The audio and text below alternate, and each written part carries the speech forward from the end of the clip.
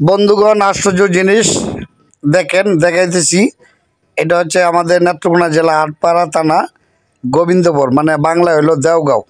দেওগাঁও আমি এখানে ঘুরতে আসছিলাম, আইসা দেখলাম বাহ কি সুন্দর জিনিস, মানে হাঁসের বাচ্চা একটা বাড়িতে, মানে এতগুলি বাচ্চা কি সুন্দর। ওরা যেন মানুষ এরকম কথা শোনে না, সব যখন ডাক দিল আয় আয় আয় আয়, সবগুলি ধান খেতে মেতে আইলে ফাইলে সব জায়গায় ছিল।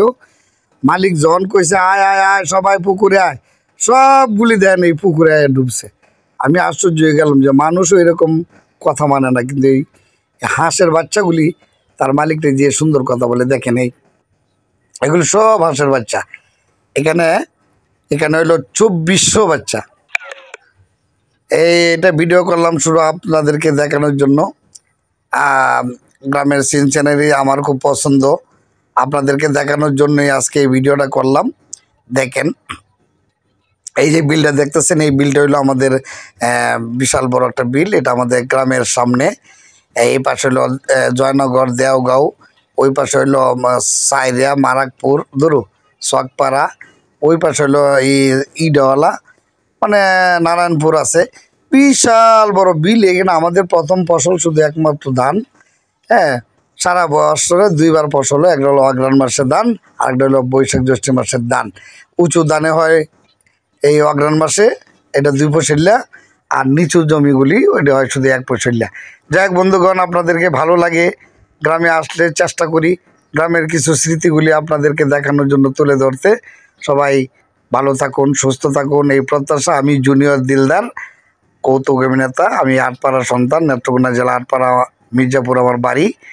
আমি এই এলাকারই সন্তান। আপনারা সবাই দোয়া করবেন আমি যেন ভালো অবস্থানে যাইতে পারি। আমার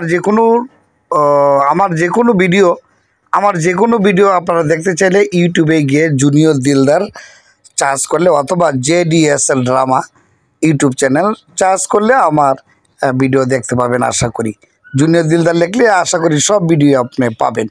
আমার জন্য দোয়া করবেন আমি যেন দিলদারের মতোই ভালো অভিনয় করতে পারি। যদিও দিলদার ভাইয়ের মতো আমি হব না, কিন্তু দিলদার ভাই যেরকম ভালো অভিনয় করতেন আমি ওই জন্য এরকম ভালো অভিনয় করতে পারি। সবাই দোয়া করবেন। আর যাওয়ার আগে দিলদার ভাইয়ের একটা ডায়লগ আমি শোনায় যাই। সবাই আমার জন্য দোয়া করবেন। কথা হইল কি, আমার জন্য যদি দোয়া না করেন তাইলে বড় শিল্পী হবো না। আসলে হয়েছে কি, আমি তো আপনার দোয়া চাই।